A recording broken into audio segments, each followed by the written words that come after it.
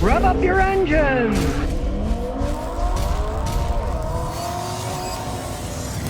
Well, Fisker, the electric car, the Fisker Ocean. Well, hope you didn't buy one. Not that many people. I don't know, they sold 8 or 9,000 of them or something, spit in a bucket, right? Unless you're one of those 8 or 9,000, now you won't get parts, you won't get software. Now, it turns out that Fisker is now closing its California headquarters. Well, that pretty much says it's all over. Nobody's going to be buying Fisker. The CEO tries the big lie that we're in talks with other automakers to buy us. Why would companies like Ford or GM, who are losing billions every year on electric vehicles, go out and buy a failed electric vehicle startup? It would make no sense, right? I mean, even in the beginning, check it out here. Fisker has already left people high and dry, no service, no spare parts, and no software support in the near future. Yeah, it's already been bad.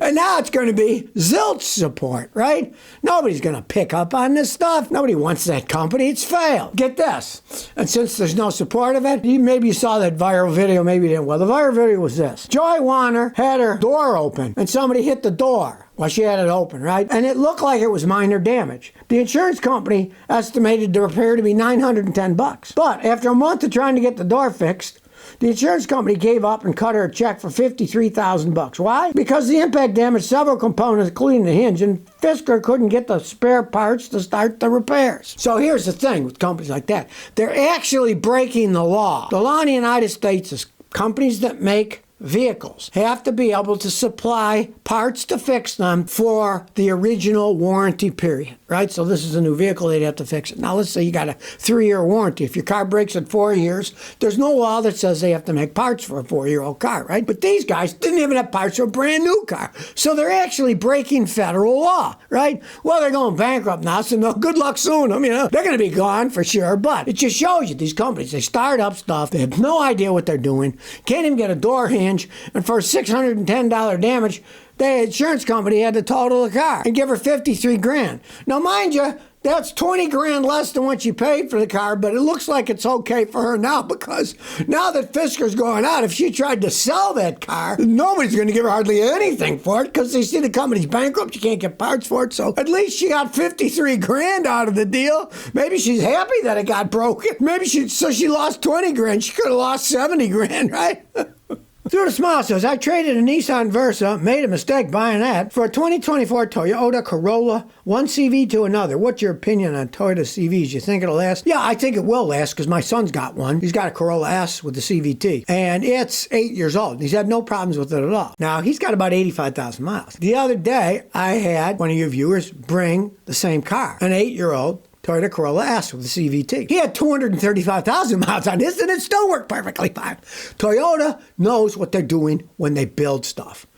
They know what they're doing. And yours is a 2024, so it's going to have that launch gear in it for all the acceleration. Then it switches to the CVT after it's out of first gear. It's very complex stuff, but the Toyota engineers generally make sense when they build stuff. They last. I'm not always a big fan of CVTs because of their power loss. This doesn't have it because it's got a first gear. But take their hybrids, okay? The Toyota Prius and all the Camrys and other ones that are hybrids. Those are also CVT transmissions, but they're electronic CVTs. They're completely different than the normal CVTs. They don't have belts. They don't have chains. They don't have different size drums in them. And electric motors have torque up the wazoo, so those accelerate quite well. So they work perfectly fine, and they hold up. Guy brought me one today, had 240,000 miles on it. Electronic CVT transmission, had never been touched, still worked like the day when it was new. When I put my scan tool on, it had no transmission codes, all the transmission data was good. So that'll tell you. Still had the original battery in it, too. One shot, one kill says, the infamous 5.3 jam tick. Is it a lifter or just bad plugs and wires? Here's how you can tell. It's a very easy thing to tell. If it is your plugs and wires ticking, that means they're shorting out, right? And that's a little lightning strike. So one time when it's really dark, or if you got a garage, close the door and cover the window, run it.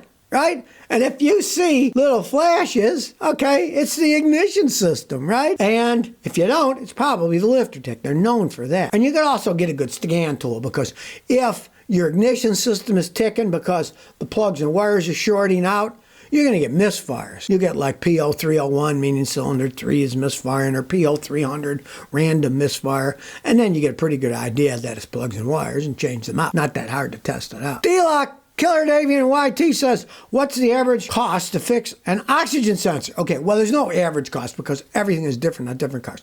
Most modern cars don't use oxygen sensors. They use what are called air-fuel ratio sensors. I've seen those things be as much as $600, $700 a piece. They can get super expensive. Now, some are very easy and some are inexpensive. If you got an older car, okay, the oxygen sensors, you might get them for $70, right? And they might be in a real easy place to get off. Some of the modern cars, they have 6 oxygen sensors for all this anti-pollution crap. And some of them are hidden in places that you got to take the exhaust system apart to get to. So you can't give any actual price. And a lot of it has to do with where you live, too. You live up north where all the salt is on the road in the winter, right? Keep the water from freezing. That gets on there. They corrode on. Sometimes you can't get them off. You're going to break tools. You're going to heat it up with a torch, and sometimes they break, and then you'd have to take the exhaust system, and sometimes have to even buy a new exhaust piece. So there's no such thing as an average price. You just have to look at your model, what the parts cost, and pray it's not all rusted on. Bob Asalta says, how can you cure a long starting car? Okay, you crank it, crank, crank, crank, crank, finally it starts. There's a billion things that can do it. You start with the simplest thing. Have your battery load tested. If your battery's weak, that's what it's going to do. It'll take too long because most of the energy is spinning the engine and not enough to energize all the other stuff, the ignition, the fuel injection, all that crap, right? Maybe you just have a weak battery. Now, if you don't, change the air filter, check the spark plugs. Maybe they're worn out, right? Now, if those are all okay, then you're getting into more complex stuff like, I would say, pressure test the fuel pump. Because if the fuel pump's getting weak when it starts up, it takes a while to build up pressure. So you might need a fuel pump. Now, it could easily be that going out too. But start simple and work your way up. Omar says, I want to buy cars from auctions and rebuild engines and trannies and anything else. But I just want to keep on rebuilding all the engines no matter what is the state of the car. Okay, well, here's the thing. You're gambling. Auction cars, they're there for a reason. Something seriously wrong. And if you want to rebuild engines and transmissions, let me tell you something. These days, you're talking about big money. It might cost you $5 to $8 grand to rebuild the engine. You may never recuperate, right? Automatic transmissions are getting more and more complex. Some of those will cost $4,000 to $5,000 to rebuild. And then what often happens is you get stuck and you think, okay, I'll go to a junkyard. I'll try a used engine. I'll try a used transmission. That's just pot luck. You're better trying to buy stuff that still runs okay. Fix the little things. You buy the ones that need heavy duty work. You're often going to be upside down. By the time you're done, you'll have more money into that vehicle than you're ever going to be able to sell it for. Because most auction cars, they got a problem, so they're going to have a problem title. And if you have a rebuilt title from a car that's been totaled, nobody wants to buy that thing for much money because they know, hey, that thing had a big problem. And even though you say you fixed it, what guarantee are you going to give them? I personally wouldn't get involved in that stuff if I were anybody. Eunice says, hey, a lady driver here. I have a 2004 Vios. And what do you advise if the compressor is bad, not the bearings? Okay. Well, you're going to replace the compressor. Get a new one. Don't attempt to fix it. Do not buy a rebuilt one, remanufactured. Those, about 1/3 of them, never work right out of the box. The compressors are so cheaply made now. If you ever take one apart, they're full of plastic parts inside. You really can't rebuild stuff that's made with plastic. It's just absurd, right? You got to get a new one. But generally, the compressors break, other things are wrong in the system. And if you just replace the compressor, it may need a condenser, it may need expansion, it may need all kinds of stuff. When you have that kind of work done, you got to have a mechanic who knows what he's doing, who's honest, is going to explain the whole thing. Look, this is bad now.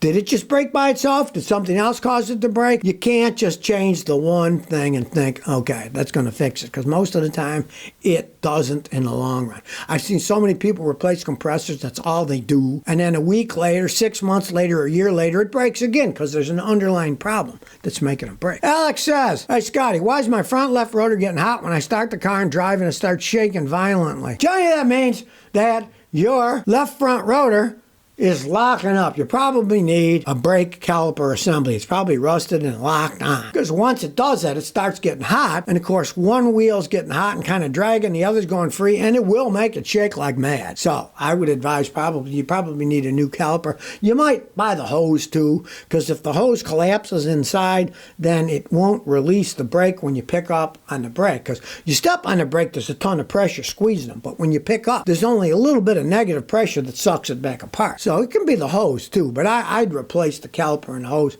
and then see what happens. Now, of course, you got a bad wheel bearing or something, it can do things like that too.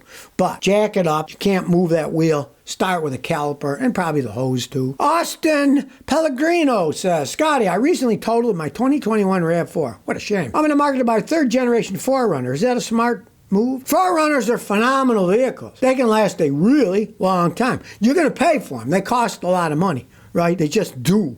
But they can last forever. I've seen them with 500,000 miles, and they still run almost like a new car. So there's absolutely nothing wrong with that whatsoever. Whatever price you're going to pay, you go from there. So if you never want to miss another one of my new car repair videos, remember to ring that bell.